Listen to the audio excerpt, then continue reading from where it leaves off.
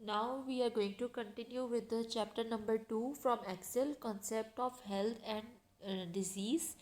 और ये भी बहुत इम्पॉर्टेंट चैप्टर है। फर्स्ट और सेकंड चैप्टर को मिला के हमारे जो है एसईक्यू के लिहाज से बहुत इम्पॉर्टेंट है, और ख़ासकर इसमें से एसईक्यू ज़रूर आता है। इसमें भी उसी तरह से बेसिक डेफिनेशन और कुछ चीज़ें इसमें समझने वाली है जो ऐसे हमारी समझ में आप तौर पे नहीं आ रही होती है, एक जैसी लग रही होती है, तो उनको ज़रा हम डिटेल से देखेंगे। और इसके अलावा चैप्टर का फास्ट रिव्यू करेंगे बिकॉज काफ़ी चीज़ें इसमें याद करने वाली, एक्सप्लेन करने वाली जो होंगी, I will explain them. So definition से स्टार्ट करते हैं। हेल्थ की डेफिनेशन है, ये आपने एज इट इज़ करनी है, साथ मार्किंग कर ले इस चैप्टर की। इसके अलावा डिजीज़, इलनेस, सिकनेस, और ये तीन चीज़ों की मैंने आपको पिछले चैप्टर के रिव्यू में बताया था कि ये डेफिनेशंस आपके नेक्स्ट चैप्टर में गिवन है, तो यहाँ से आपने ये डेफिनेशंस अच्छे से कर लेनी है। अब यहाँ पे जो काबिल गौर बात है वो मैं आपको साथ साथ बता देती हूँ। डिजीज़ का उसने क्या मेंशन किया है, दिस इज़ अ प्रोसेस, या फिर वो कह रहा है कि disease is a condition in which body health is impaired. अब डिज़ीज़ की स्टेट यहाँ पे उसका कहना का मुराद ये है कि हो सकता है कि किसी को कोई डिज़ीज़ हो और वो उससे अवेयर ना हो। किसी को डायबिटीज़ जो है स्टार्ट हो गई हो लेकिन अभी इतने सिम्टम्स ना हो, उसको पता ना चल रहा हो, तो ये भी डिजीज़ स्टेट में काउंट होगा। लेकिन इलनेस एक फिनोमिना है, ये एक सब्जेक्टिव स्टेट उसने बताई है। एक वो स्टेट है जिसमें उसको बीमारी फील होना स्टार्ट हो जाएगी, अपना अनवेल अपना आप फील होगा जब equilibrium between the body and its function disturb होगा। डिजीज़ वो स्टेट है कि जब body despite of the pathology अपने आप को मेंटेन कर रही है, अपने फंक्शंस को मेंटेन कर रही है किसी तरह। जब ये स्टेट डीकम्पनसेटेड हो गई, यानी कि स्टेज 1 से नेक्स्ट स्टेज पे चलेगी, जब हमें इसके सिम्टम्स नज़र आना शुरू हो गए, जब किसी ने अनवेल फील करना स्टार्ट कर दिया, जब वो प्रेजेंट करेगा, तो वो स्टेज है इलनेस की। फिर सिकनेस क्या आती है, this is a state of social dysfunction. एक है कि हम अपने काम नहीं कर पा रहे, बीमार फील कर रहे हैं, और एक है कि हम अब बिस्तर से लग गए, हम जो है किसी भी सोशल अपने काम में हिस्सा नहीं ले रहे हैं। ज़रूरी नहीं है सोशल गैदरिंग्स ही आए।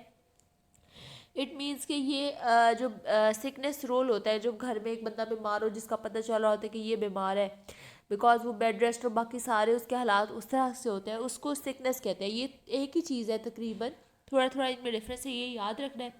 अब ट्रू हेल्थ का यहाँ उसने बताया कि यहाँ हेल्थ की जो सारी डायमेंशंस जब पूरी हो जाएंगी तब उसको हम ट्रू हेल्थ कहेंगे।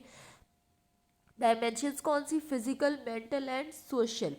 अब इसके बाद नेक्स्ट आता है पॉजिटिव हेल्थ। तो इसमें बॉडी एंड माइंड दो कंपोनेंट्स लिए हैं, और जब इन दोनों की फंक्शनिंग प्रॉपर होगी तो उसको हम कहते हैं पॉजिटिव हेल्थ। उसके बाद नेक्स्ट टॉपिक है स्पेक्ट्रम ऑफ डिजीजेज। ये आपने अच्छे से रीड कर लेना। इसमें क्या होता है कि ये बेसिकली ग्राफिकल रिप्रेजेंटेशन है of the variation in the manifestation of disease. एक बिल्कुल ये स्टार्ट की स्टेज है और एक ही एंड की स्टेज है। अब इसके बिटवीन किसी भी तरह से डिजीज़ मैनिफेस्ट कर सकते हैं। एक ये बिल्कुल ज़ीरो स्टेज है जो हम शायद स्क्रीनिंग पे पकड़ ले, किसी को अभी सिम्टम्स ना हो, उसको पता भी नहीं है कि उसको ये डिज़ीज़ चल रही है, स्क्रीनिंग पे आइडेंटिफाई हो गई, यानी उसकी पैथोलॉजी बिल्कुल बेसिक से अभी स्टार्ट हुई थी, डिज़ीज़ को हमने ट्रीट कर लिया। या फिर अभी वो कुछ स्टार्ट हुई है, यहाँ पे ए सिम्टम सॉरी माइनर सिम्टम्स या जनरल सिम्टम्स है जो जिसके साथ कम लोग प्रेजेंट करते हैं। अगर यहाँ पे पकड़ी जाती है डिज़ीज़, हम उसको ट्रीट कर लेते हैं। अब अगर इंसान यहाँ तक पहुँच गया, यानी उसको सवेयर सिम्टम स्टार्ट हो गया और अब वो प्रेजेंट कर रहा है, वो पहले अपने देसी नुस्खे आजमाता रहा, कोई फ़र्क नहीं पड़ा, अब यहाँ पे यहाँ तक आ गया, इट मीन्स के अब यहाँ डिज़ीज़ की काफ़ी सारे सिम्टम्स होते हैं। अच्छा, ये एक बात है कि डिज़ीज़ के जितने ज़्यादा सिम्टम्स हो उतना उसका डायग्नोसिस इजी हो जाता है और ज़्यादा कन्फर्मेटरी होता है, बिकॉज वो बहुत ऑब्वियस सिम्टम्स होते हैं, और जितने ही वेग सिम्टम्स होते हैं उतना डिज़ीज़ को डायग्नोस करना मुश्किल होता है। अगर डायग्नोसिस की बात करें तो वो स्टेज पे डॉक्टर्स के लिए ईजी होता है, लेकिन ट्रीटमेंट जो है अगर वो अर्ली स्टेज पे किया जाए, और जिस जहाँ हमारे लिए ऑलरेडी डायग्नोसिस मुश्किल है, डायग्नोसिस करके यहाँ पे अगर ट्रीटमेंट किया जाए तो वो ज़्यादा इजी है। जब सिम्टम ज़्यादा ऑब्वियस होने लग जाए, इट मीन्स कि डिजीज़ ने काफ़ी प्रोग्रेस कर ली है, और यहाँ पे ट्रीटमेंट भी आगे जैसे मूव करते जाएंगे, डिजीज़ वर्स हो रही है और ट्रीटमेंट भी उसका मुश्किल होता जा रहा है।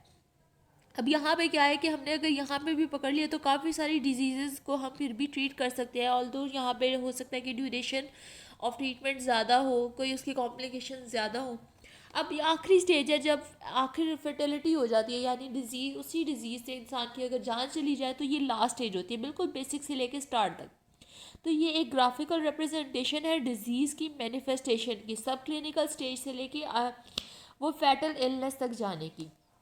और इसकी बेस्ट एग्जांपल है प्रोसी है, एमसीक्यू के लिए याद रखना है। आइसबर्ग ऑफ डिजीज़ सिंपली इस डायग्राम से एक्सप्लेन किया हुआ है कि डिजीज़ का जो सिम्टोमेटिक फेज होता है वो इतना सा होता है जो हमें ऊपर नज़र आ रहा है, जो ऑब्वियस है, जो जिसके साथ हम प्रेजेंट करते हैं एक डॉक्टर के पास, जो डॉक्टर हमारे अंदर सिम्टम्स देखता है। और ये स्टेज अपीयर होने से पहले जो पानी के अंदर उसने शो किया हुआ है कि जैसे आइसबर्ग का इतना सारा पार्ट है, ऊपर इतना सा सिर्फ शो होता है, तो असल में वो इतना सा नहीं होता, ये इतना सारा पहले बिल्डअप होता है तो ही ऊपर इतना सा शो होता है। मीन्स ये सब क्लिनिकल प्री सिम्टोमेटिक या प्री पैथोजेनेसिस फेज यहाँ पे चल रहा है। यहाँ पे कैरियर स्टेट भी हो सकती है, प्री सिम्टोमेटिक भी हो सकती है, या फिर माइल्ड सिम्टम्स हो सकते हैं जो अनडायग्नोस्ड रह जाए। और ये वाटर लाइन इन दोनों की डिस्टिंक्शन बता रही है। Iceberg of disease important question है, इसी को आपने ड्रॉ करके यही सारी बातें साथ मेंशन कर देनी है। फिर determinants of health important question, again आपने यहाँ पे सिर्फ हेडिंग्स याद करनी है, इसको आप अंदर से खुद लिख सकते हैं। हमारी हेल्थ के डिटर्मिनेंट्स क्या है, बिल्कुल बेसिक सी बात है और कॉमन सेंस की बात है। एक तो हेरिडिटरी है, उसमें जो हमने इनहेरिट किया है वो डिजीज़, उसका डेवलप होने का चांस बहुत ज़्यादा है हमारे अंदर। पे इन्वायरमेंट है, हमारे किसी भी पैथोजेनेसिस में इंटरफेयर करती है, हमारा लाइफस्टाइल, स्मोकिंग, ओबेसिटी एक्सेट्रा। फिर सोशो इकोनॉमिक कंडीशंस हैं, यानी न्यूट्रिशनल एजुकेशनल स्टेटस। और फिर आती है हेल्थ सर्विसेज जो हमें प्रोवाइड की गई हैं या नहीं की गई, for example immunisation, EPI schedule जैसे फॉलो होता है वो सारा कुछ। उसके बाद आता है इंडिकेटर्स ऑफ हेल्थ। अच्छा, अब ये आपने याद रखने, ये हमने पढ़ा है डिटर्मिनेंट्स ऑफ हेल्थ, अब ये हैं इंडिकेटर्स ऑफ हेल्थ। ये दो बिल्कुल मुख्तलिफ चीज़ें। इसी तरह डायमेंशंस वगैरह हमने स्टडी की थी पिछले चैप्टर में, तो ये आपने याद रखना है कि कौन सी हेडिंग किस में है, ये नहीं भूल जाना।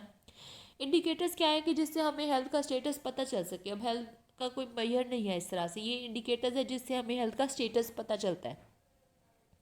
इंडिकेटर्स क्या है, वो वेरिएबल्स हैं जिनसे हम मेजर कर सकते हैं चेंजेस को। अब ये कुछ कैरेक्टरिस्टिक मेंशन है ऑफ एन आइडियल इंडिकेटर कि वो वैलिड हो, रिलायबल हो, सेंसिटिव एंड स्पेसिफिक भी हो, फीजिबल हो और रेलिवेंट हो। फिर मोर्टेलिटी इंडिकेटर्स, अच्छा ये कुछ यहाँ नाम बताए हुए और ये आप पहले काफ़ी देख चुके हैं और ये बीच बीच में मुख्तलिफ चैप्टर्स में कवर होते हैं। यहाँ आपने बस कुछ नाम आपको आने चाहिए अगर आपको पूछ लिया जाए। अगर हम देखें तो मोर्टेलिटी इंडिकेटर्स जो है सिर्फ यही हमारी हेल्थ सर्विसेज को शो नहीं करते। क्या जो लोग ज़िंदा रह जाते हैं क्या वो ज़रूरी है कि वो भी सेहतमंद ही होते हैं? नहीं ना, जो मतलब ये लोगों के मरने से सिर्फ मोर्टेलिटी इंडिकेटर्स जो हैं हेल्थ को नहीं शो करते। जो लोग ज़िंदा हैं वो हो सकता है कि वो और बुरी स्टेट में हो। मॉर्बिडिटी इंडिकेटर्स इसके लिए हम यूज़ करते हैं, इनके आपने नाम देख लेने एक दफ़ा। फिर मॉर्बिडिटी इंडिकेटर्स हो जाते हैं, वो कौन से होते हैं, कितनी डिजीज़ रेट चल रही है, बेड हॉस्पिटल्स में कितने ऑक्यूपाई हैं, नोटिफिकेशन रेट्स जो इन्फेक्शस डिजीज़ में होता है वो कितना है, स्पेल ऑफ सिकनेस कितना है, absence from work, absence from school वो कितनी है, एडमिशन और डिस्चार्ज का रेट क्या है। अगर एडमिशन हुई जा रहा है और डिस्चार्ज कम हो रहा है, इट मीन्स कि यहाँ हमारी हेल्थ की कंडीशन अच्छी नहीं जा रही। फिर डिसेबिलिटी रेट कितने हैं, इंसिडेंस, प्रेवलेंस ऑफ डिजीज़, ये सारा कुछ एपिडेमियोलॉजी में आपने स्टडी करना है, यहाँ के नाम अच्छी तरह देख लें बस। फिर आते हैं डिसेबिलिटी रेट्स। अच्छा, ये डिसेबिलिटी रेट्स बहुत इंपॉर्टेंट चीज़ है और ये सारा समझने वाला है, तो I think I will explain this in the next part, so keep watching and subscribe.